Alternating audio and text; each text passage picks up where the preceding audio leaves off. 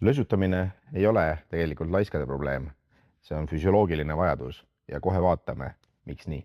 Kui sa oled kontoritöötaja ja sa istud klassikalises kontoritoolis, siis see 90-kraadine asend sunnib sind vahepeal puhkama, ehk siis su vaagen tahab saada hoopis teist asendit ja seetõttu igasugune lösutamine, on ta siis kontoritoolis, diivanil või kuskil mujal, on ülioluline organismi jaoks. Kontoritool, mis on disainitud 90-kraadiseks istumiseks, ei võimalda meie kehal võtta seda asendit, milleks ta loodud on.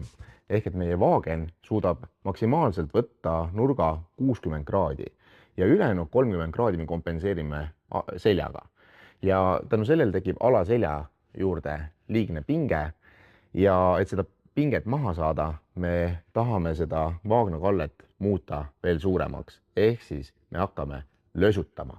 Lahenduseks võib olla näiteks see, et võtategi iga, ma ei tea, poole tunni tagant pausi istumisest ja liigute ringi näiteks. Aga mida teha siis, kui ringi liikuda ei saa, tööd on vaja teha?